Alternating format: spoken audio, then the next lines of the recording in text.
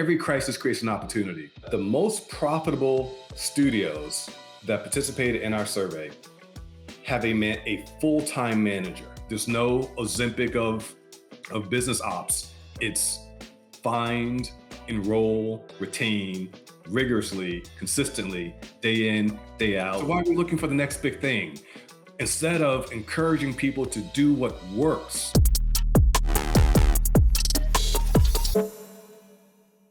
Welcome to this week's episode of L.I.F.S, the show where we explore latest industry news and trends. It's been a while. It seems as though it's been months since we've actually sat here and done the show in this particular setup.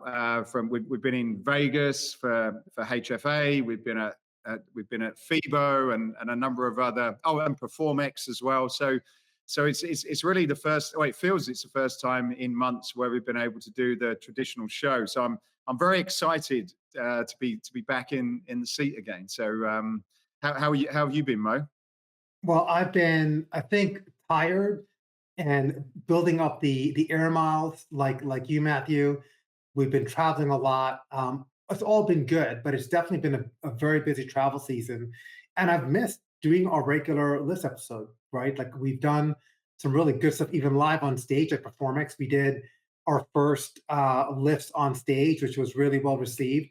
Even before that, we had Connected Health and Fitness, where we just had some tremendous interviews. In fact, just yesterday, I was on with Carl Dakeler from Beachbody, who was talking about the great feedback that he's received, even from our podcast, and kind of telling his story. But this format, kind of getting back into covering the latest in industry reports, which I'm excited about today to have Julian on, but even talking about there's so much news this year that has happened in the first almost 6 months. I think we'll have a lot to get to, but I'm excited to be back. I'm excited for the summer and just all things fitness. As usual, I think it would be good to pick a couple of news stories just to have an opportunity to catch up what's happening in the world today. But maybe we can start, for those who don't know, maybe Mo, you could do another introduction to Mr. Barnes. Yeah, I mean, Julian, I want to say this is your third or fourth time on L.I.F.T.S, counting CES conferences. Probably five. Yeah, I think HFA, five. Yeah, because you've done two at our summits, and then HFA, right. and CES, and this is five. I'm And, on. and that is a lot. You might be a most popular guest. Yeah, I don't think we've. I mean, honestly, I don't think we've. No, Maybe if we knew that, we would not have brought you back. With popularity. We just have the data, and you guys are data geeks, and you always like the data, so we're happy to present some data to you. Well, we love it, and you always have a pulse in what's happening in what I feel like is a fast evolving space, a very fast evolving space. So for those of you that don't know Julian Barnes runs boutique fitness network, boutique fitness summit. I know you've kind of gone through some iterations around it.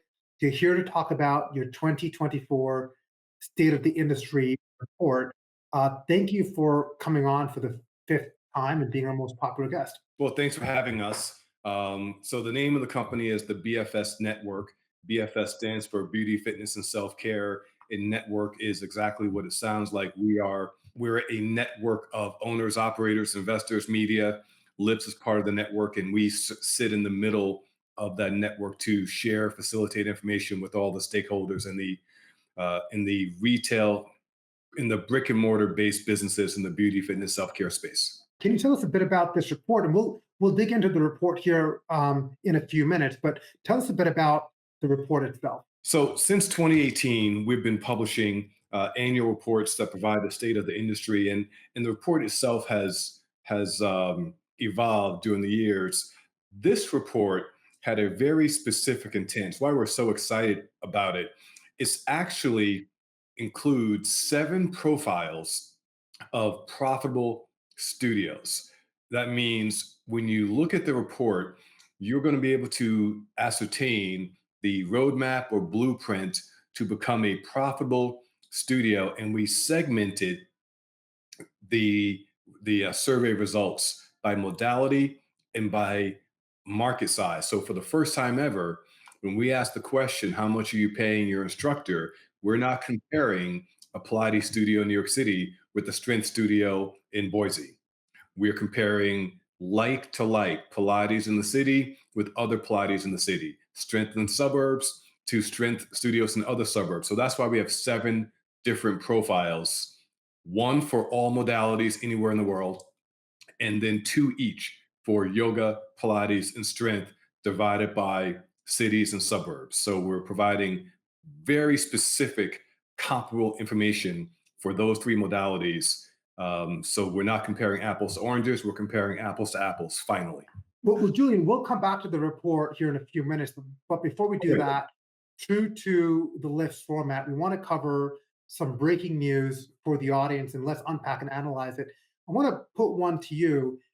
There were 2 reports, two breaking news articles, which came out on the same day, I think within hours of each other. The first being Mark King from Exponential retiring and stepping down from his CEO role.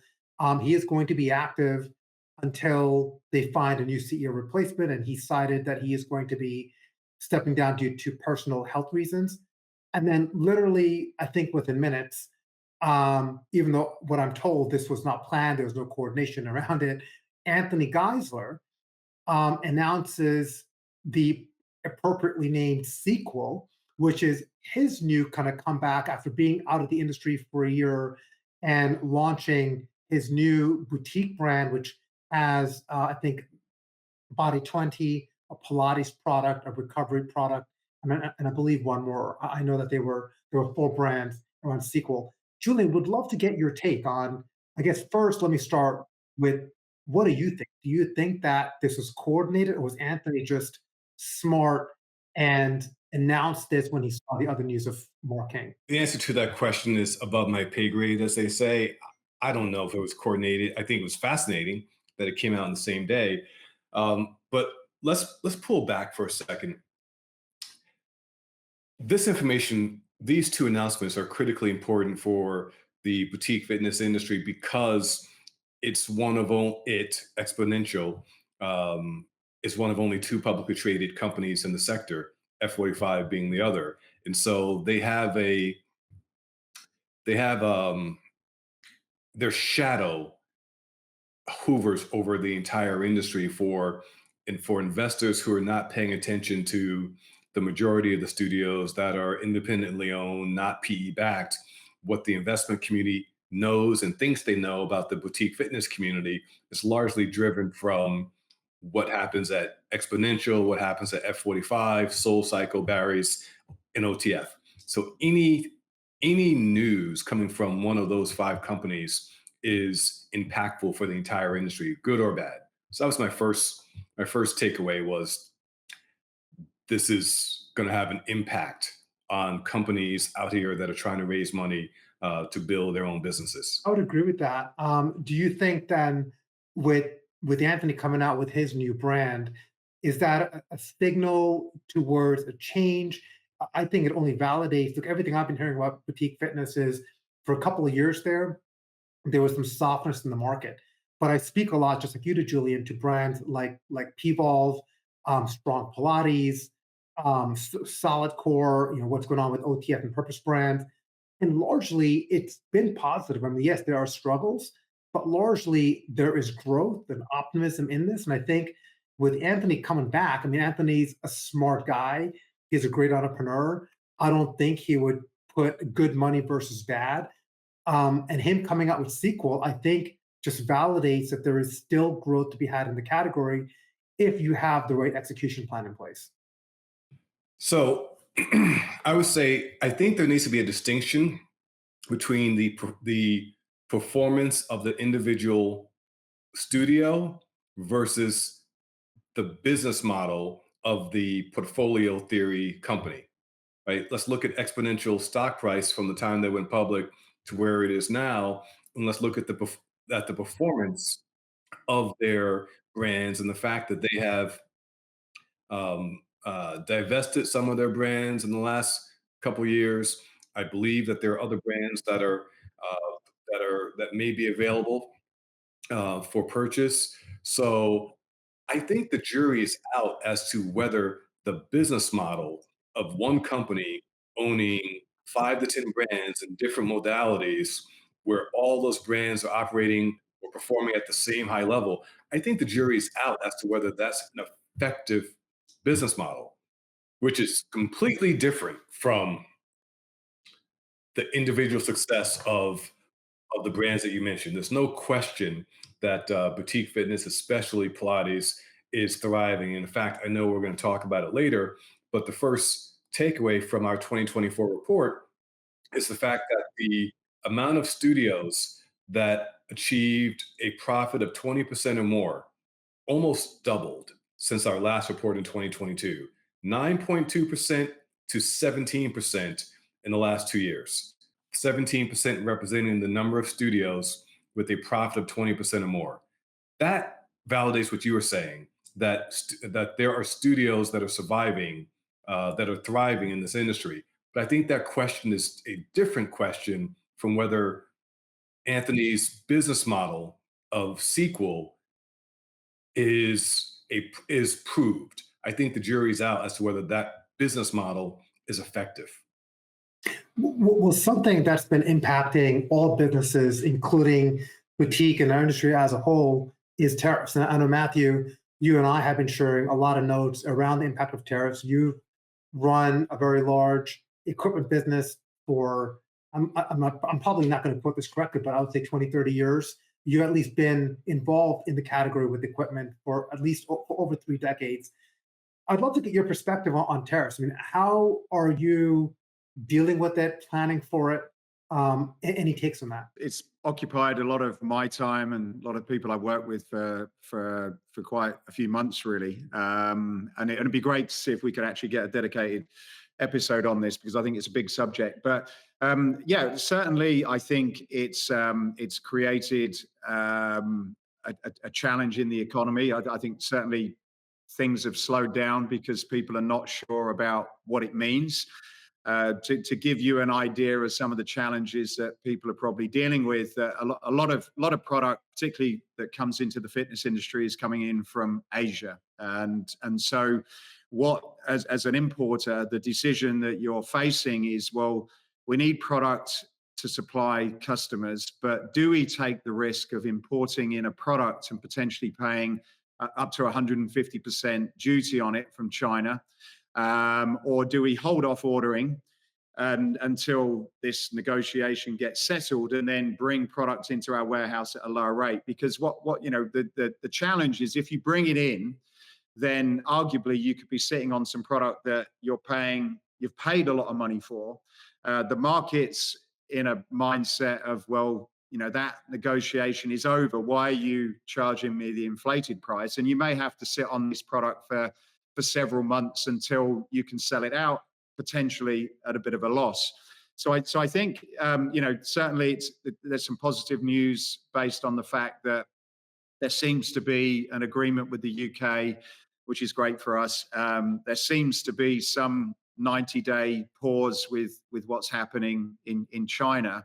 But I would say definitely as we get towards the latter half of the year, there's going to be a significant supply chain crunch, because most importers have just paused product. There's a lot of stuff sat in China at the moment, and some of those common products, I think there's going to be a shortage, and inevitably people are going to be paying a lot of money for it. It's been fascinating to really watch and track, and I think, as you know, we have an office in Shenzhen, and we've produced wearable electronics and other types of fitness electronics-related devices for many years.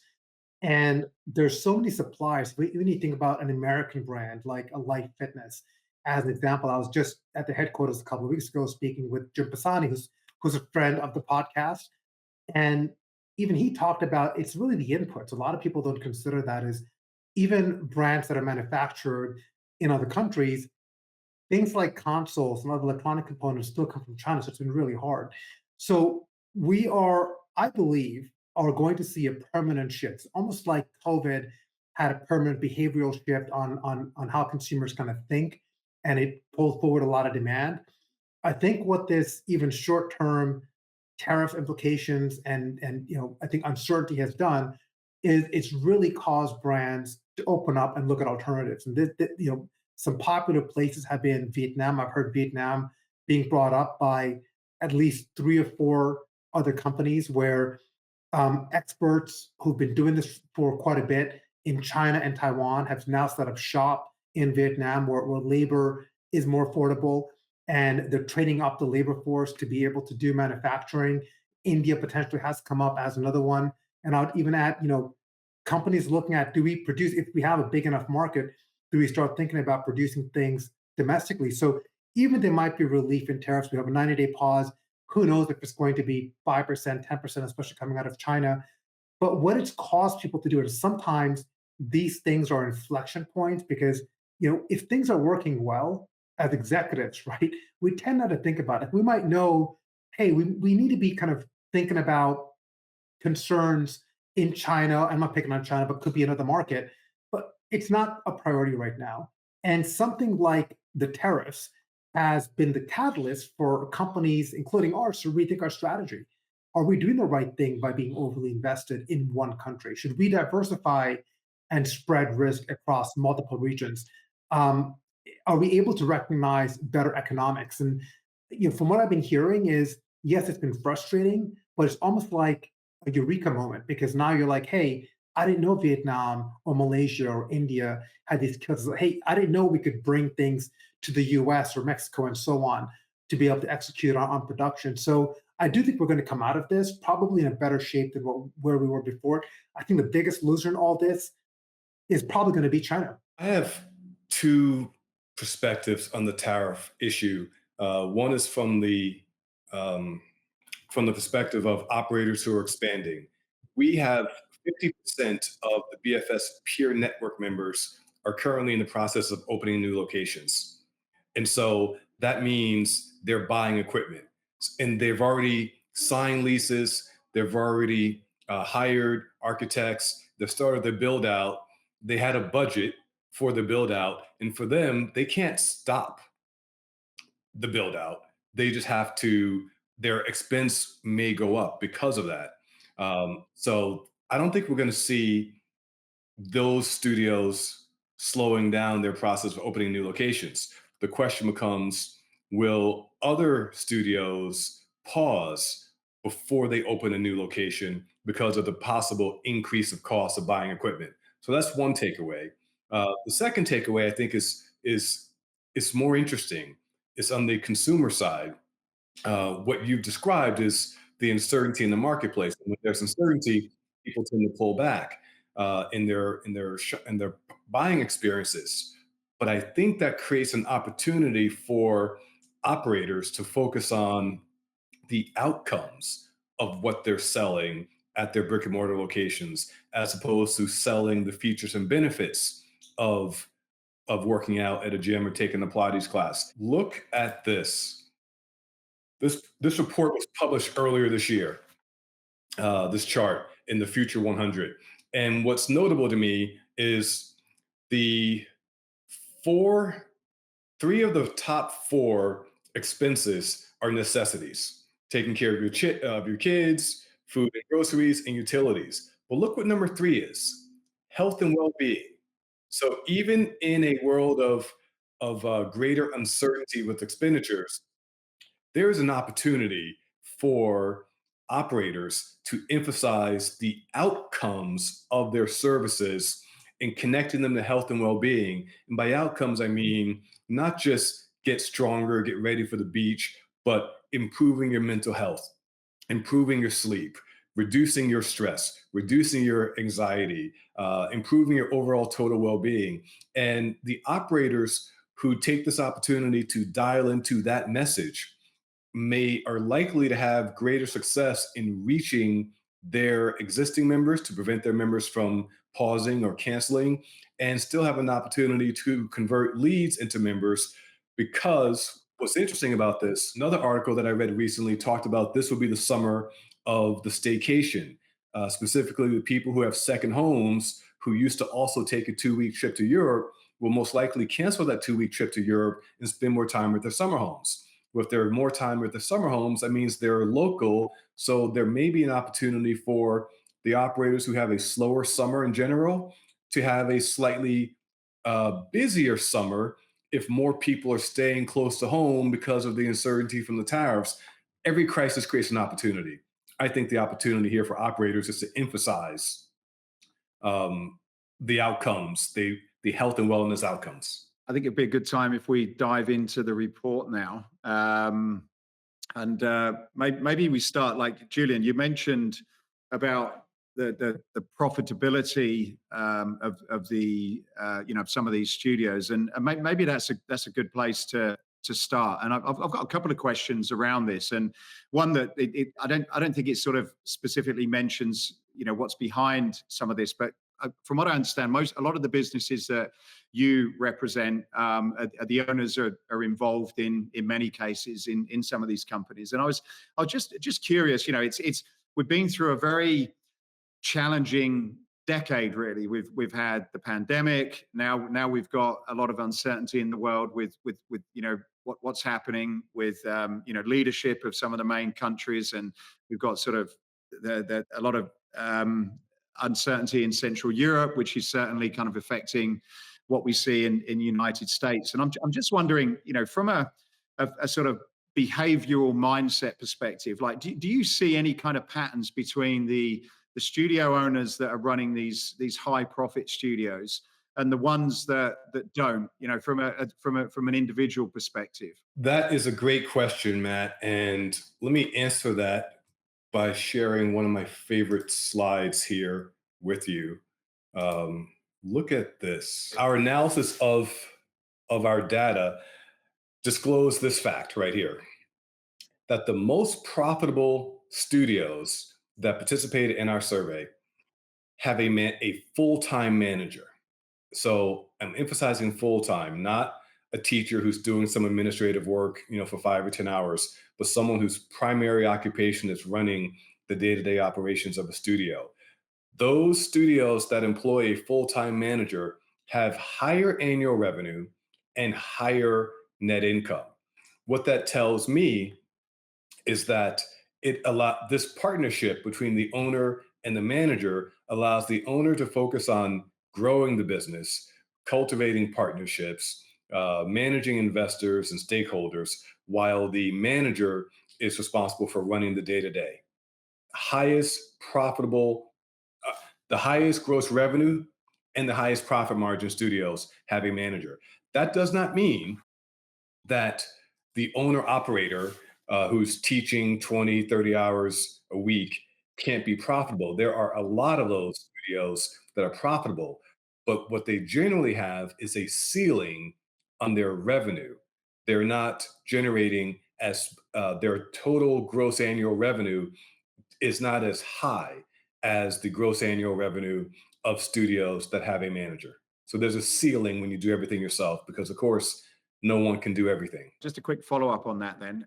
Would you say, and it's probably an obvious question then, and just to sort of further round out the answer to the question then. So would you say then that there's certainly an attitude in these companies that you see are more successful, where the people that are leading or growing the business seem to either be educated in a way about how to some of the principles in business, and how to where they should be focusing on, and how they should be building a team around each other, as opposed to I guess what I would see as certain people that start studios where they're enthusiasts, probably really passionate about the business, love delivering classes and that sort of stuff, but may not be necessarily trained or come from a business background, and in order to sort of make that shift, then building out those skills in terms of thinking themselves not just as a trainer that runs a studio, but also a business owner that does what I guess business owners do. The distinction I would make is there are studios that are run by teachers, and there are studios that are run by business people. Both can be extremely profitable. What we have tended to see is that the studios that are owned by that are started by instructors and personal trainers, for that particular studio to achieve its highest potential, at some point the instructor and the teacher shifts into CEO mode and teaches less. And I think you guys know we run a peer network, and our members are multi-location studio owners, multi-million in revenue and profitable. And there are very few of them who teach more than a class or two a week. And those who do are primarily doing it just to keep their skills sharp, to stay in the classroom. But the vast majority of the founders and leaders of the most profitable members of the BFS peer network are not teaching. They're not teaching, they're not coaching, they're business people. The one example that I would challenge you in that is probably Solid Core. Because Solid Core operates in a very much of a instructor kind of led format where they essentially could operate with one person. But it's also, they put a lot of SOPs in place, it's a brand in of itself. But I'm wondering if you could comment So, on how all Solid right. Core is able to work. Well, I can't because I'm not I'm not as familiar with their operations as you. But let me make a distinction. Probably should have shared this at the beginning of this episode. The overwhelming majority, as in 90% of boutique fitness studios in this country, are independently owned and have three locations or fewer. 78% have one location or fewer. So we mentioned earlier um, the importance of exponential in the context that the broader market looks at solid core, soul cycle, barriers, etc. But that's not the majority of places where people exercise in this country. The majority of places are independently owned by a former coach who opens a studio, and it's not PE backed. Um, it's SBA backed or self financed, and so that's who we are. That's who we survey. That's who our members are. That's who I'm familiar with. And for those people, when they're profitable, they are implementing rigorous, proven methods. That's the other key takeaway from our report. I think it was takeaway number two. The most profitable studios are doing what Solidcore is doing at a systematic level. We call it FER. They are finding new leads, 50 new leads per month per location. They are enrolling those new leads by converting leads to first time visitors at a 30% conversion rate. And then they're converting first time visitor to next purchase at a 30% conversion rate. And they are generating um, about 100 to 249 recurring payments per month. And I'm saying that very intentionally. It could be a member, could be a class pack, but it's recurring payments between 100 and 249 recurring payments per month at a profitable studio. They're minimizing churn to less than 5%, and their LTV is more than 2 years. That's the foundation of profitable studios doing those six things, those three things: find, enroll, retain. I think the connection to Solid Core is that because they're corporate owned, yes, one location may be able to run can be run by one instructor, but that instructor is not finding the new leads, isn't enrolling the new leads, isn't converting the new leads. The instructor is critically important for delivering the experience that can help contribute to low churn and high LTV, but the instructor in the solid core model isn't finding leads, isn't responsible for sales, marketing, conversion, sales nurturing. The profitable, independently owned boutique fitness studio is doing all of those things, which is why I think it explains why those studios also have managers, because it's too much work for one person to be responsible for the in studio experience and the back of house business management experience that's required to be profitable. Well, so just kind of unpacking your FER concept a little bit, and staying on that thread, I've got two follow-ups. The first is the report kind of interestingly omitted any type of gym aggregators like ClassPass, Gym Pass, WellHub, and so on. I'd be curious to get your thoughts on, this has been a huge, I don't want to say controversial, but a very passionate topic on, to ClassPass or not to ClassPass. And is that truly an acquisition funnel on defined, area? The second one is, you listed the modalities earlier in the report, strength obviously being 51 or 50% rather on of the ones that you surveyed. And I'm assuming that because some of them check multiple boxes, so you might have Correct. strength with other ones, which is why Correct. it doesn't add up to 100.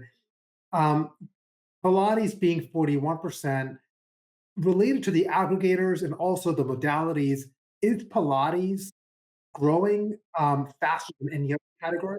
So I live in New York City, specifically in Harlem, and as you know, Mo, Harlem starts at 110th Street. And Mhm. yesterday on my walk, I noticed so there's already a new Orange Theory opening on 111th Street and 8th Avenue. And yesterday I noticed across the street a sign for Studio Pilates opening at 111th Street. Go up to 116th Street and there's a Club Pilates. And on 118th Street, there is the OG in Harlem of Harlem Pilates. So between 111th and 118th Street, this one little corridor, which they call Restaurant Row in the neighborhood, now has three Pilates studios.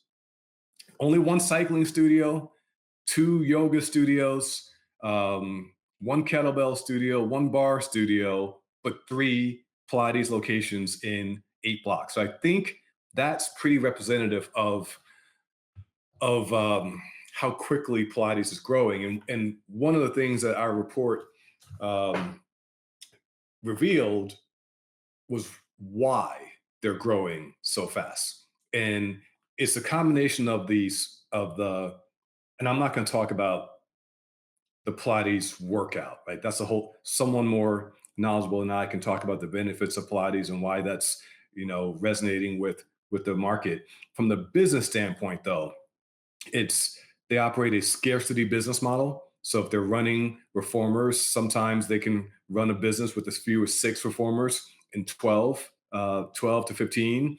So they don't need as much space. Generally, their leases are 1,500 to 2,000 square feet, which means they're reducing their overhead. They're not a lot of these location Pilates studios don't have front desk, so the instructor is checking people in. So they're reducing payroll, they're reducing their rent. And we know for every brick and mortar business in the country, the two largest expenses are rent and payroll. The reformer-based Pilates business model, by definition, compared to yoga with 50 people, required to um, uh, a hit class that could put 30, 40 people in, or cycling with 50 people.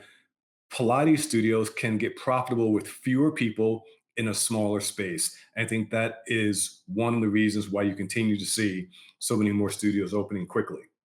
That's answer to your second question. Your first question about aggregators, 43% of all profitable studios in our report um, use a third party aggregator. However, what they're doing, and 49% of all profitable studios are using ClassPass, and 25% are using WellHub. So they're using them, but there's a difference between using them and being dependent on them. And pre-COVID, I'll never forget a conversation I had with an operator, a studio owner in New York City, who told me that ClassPass paid for one payroll period per month. That's not sustainable when you are dependent for one payroll period per month on a third party aggregator. And, Fritz has said publicly years ago that ClassPass is intended to be a complement to a studio's own marketing efforts. And ClassPass is intended to fill the excess capacity, not to be the primary marketing engine for your business. And unfortunately, too many studios use ClassPass to be their primary source of lead gen. Our report determined that the most effective lead gen tactic that was used by profitable studios is referrals. The second most effective strategy was paid ads, digital marketing. And then they're using third-party aggregators like ClassPass and WellHub and American Specialty Health. So it's part of the mix, but they're not they profitable studios aren't dependent on it. They use it in their marketing mix, but they're not dependent on it. You've gave some examples about why Pilates are particularly profitable, because you can have less reformers, and I guess you can charge a higher fee for that type of class maybe than you can do for cycling, for example. But have you been able to, so if someone's looking at this at the sector and saying, look, I'm keen on a sort of fitness boutique as opposed to more of these sort of recovery ones that we mentioned earlier, that Anthony's doing, like on Sequel. So if we just focus on more the fitness side of things for a moment, like, have you seen any model or models that are really optimal, or that would provide a framework to look at your business from? And the key things that seem to come up in conversation quite a bit is one is the modality, and I know that some people, particularly when I had some conversations in Europe a few weeks ago, they're sort of saying, well, it's very difficult to rely on one, and a lot of these boutiques now are offering 2 or 3 different modalities because that tends to work better from a financial perspective, and also getting more people into the doors for different types of different types of experiences. Are you seeing anything in terms of the model size? And I guess it's going to be slightly different if you're in rural areas than if you're in New York City, for example. And also, is there typically a sweet spot in terms of the investment of these from the equipment perspective? Because if you're doing things like yoga, or even maybe Pilates, like the setup costs could be relatively inexpensive compared to if it's like a Barry's style where you've got quite a lot of treadmills in there that are fairly expensive. I know that's a fairly broad question and there's a lot of different examples in there, but I'm just wondering, if there are any sort of takeaways specifically, size, modality, and then, where it makes sense to sort of, for your investment level to come up with a concept that could be the next big thing. My personal opinion, before I get to the data, my personal opinion is one of the challenges this industry has is it's constantly looking for the next big thing, the next big thing. When from a business standpoint, our report proves that profitable studios are doing the same basic things, implementing proven business methods that have worked since the beginning of time. Right? Find new clients, deliver superior service, keep those clients. Find clients, retain them, reduce churn, deliver great service. And this notion that we're looking for the next big thing, I think, is one of the challenges that this industry has, because it leads to consumers looking for a trend as opposed to doing what we know already works. And Matthew, you've interviewed some of the most well-known thought leaders in exercise phys over the years. I know I believe that they would tell you what Mr. Olympia was doing in the 1950s from an exercise phys standpoint still works today in 2025. Even though we've learned a lot about how the body works, the fundamentals of maintaining proper health haven't changed, right? Yeah, absolutely. Yeah. So why are we looking for the next big thing? Instead of encouraging people to do what works is deliver an amazing client experience that has your clients walking out the door on fire, dopamine rushing through their bodies. They're feeling better, they're mentally, physically fit, and they can't wait to come back in 2 days to do something again. That's my little soapbox. We don't need the next big thing. We need to do what we know works from a business standpoint. Now, from your question, fascinating question, because there's a dichotomy between the upfront costs of opening a Pilates studio and their profit. You would think they would have lower profit margin because the reformers costing $1,000, $2,000 versus I can open up a yoga studio, just buy a few mats and teach a class. And yet, what this slide here shows you is that Pilates studios have a higher profit margin. Pilates studios in the city have a higher profit margin. Yoga studios in cities or suburbs have a lower profit margin. So that's counterintuitive to your question about the investment. And to me, that supports the point I was making about delivering a superior client experience. There's also, I think, an issue embedded in these numbers in the fact that um, you can do yoga at home. Most people don't have a reformer at home. And the other reason I think strength studios are doing well is strength versus hit. You can do hit at home. Most people don't have an Olympic lifting platform at home, right? I remember, so again, I'm in New York City and we were shut down for about 54 weeks.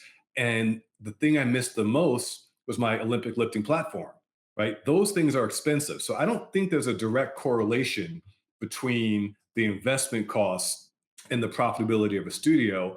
I think the key, definitely modality matters. Your fundamental business economics matter, the size of your space, the amount of your rent. And one of the interesting findings from our report was really no finding. We were looking for some type of correlation in rent and lease payments between city and suburbs, and there was none. They were totally varied. And one of the reasons is that even in New York City, we have one member in Union Square paying $27,000 a month in rent. We have another member 2 blocks away paying $18,000 in rent. And then we have another member in Brooklyn, like 4 miles away, paying $4,000 a month in rent. Same city, three vastly different rents. So there was no correlation between rents and profitability in cities versus suburbs. The correlation we found, and this is going to be such a captain obvious statement, but people need to hear it. We discovered that the most the most profitable studios in our survey and the studios that had the highest gross annual revenue charged the most for their fees, charged the highest fees for their services. Now, again, that seems obvious, but there's so many operators out there who are hesitant to increase the fees for their services. And those that do are consistently generating higher total gross annual revenue and higher profit margin. And you're only able to charge more if you're delivering value. And the value goes back to the previous conversation we had about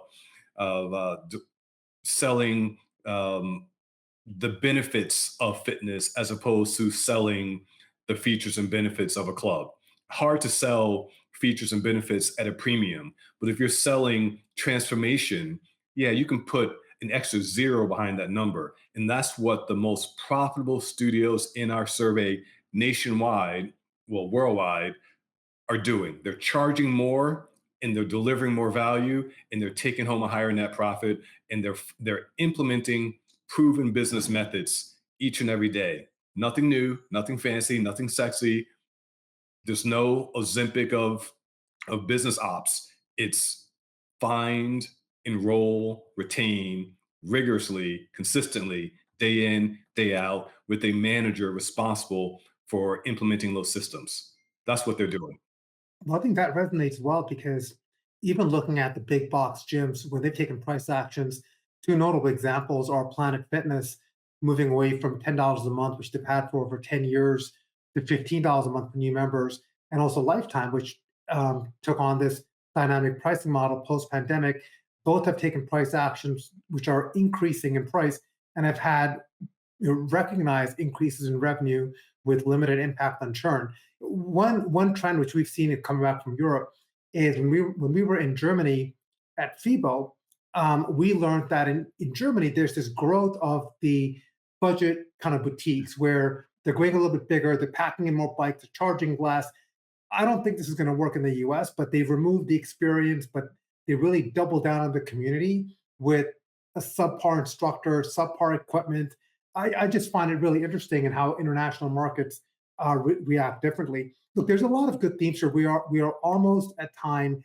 Something that I've heard, from what we've talked about today, and even one article which we did not cover, which is the ring wars, where Aura, Ultrahuman, and Rincon are kind of in this patent dispute, which right now seemingly Aura has the upper hand. But the common theme in all this, from looking at tariffs to boutiques and fitness and even rings, it's being original, right? A lot of times we try to chase something, and we try to copy something, like companies, or manufacturers in China might just copy and make a cheaper version and say it's going to work, and it doesn't work.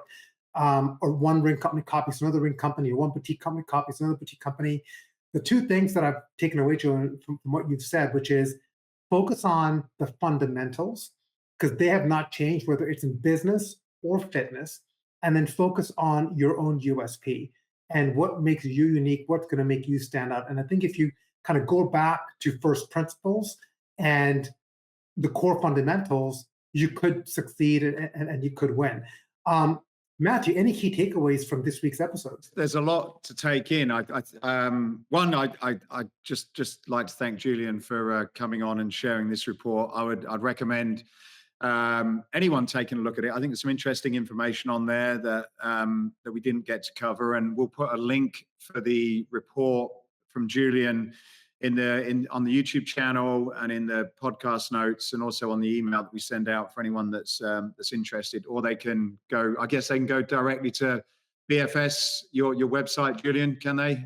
They can go to bfsreport.com, and they will find a webinar of the full report. They'll find a summary of the report, and all L.I.F.T.S members will receive a $50 discount in purchasing the report. All vendors, media, investors will have a $50 discount when they purchase the report using the L.I.F.T.S discount code. Definitely recommend you get that, particularly if you're vendors, or even if you're in sales, because there's some really useful information that you can use with a lot of your clients to have a better insight as to where that market's going.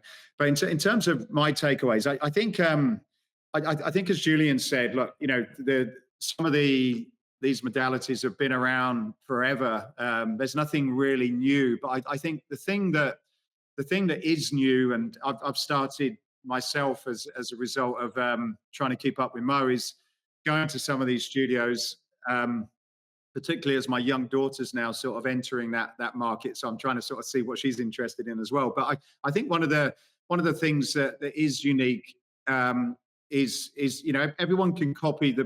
everyone copies business models. They'll see something that's popular and they think, oh, I'll do my version. But I think some of the smart business people really nail, and I'll call it almost like a delivery mechanism, but the way they deliver a standard product is very unique. They tend to create a USP around the way it's delivered, and in a lot of cases, it's not that easy to imitate on some of the ways that they deliver it. And I think it's, so often we focus on the Pilates beds and the look and feel of the studio, which I feel are also all important, but sometimes you can miss the point when trying to sort of look at a successful business, and if anyone's ever trying to imitate it, to figure out what they're doing. And in a lot of cases, it's some of these small details, including the piece that Julian shared at the beginning, such as putting in a manager, for example. Some of these little things that you think, well, I can do their job, but there's a reason why they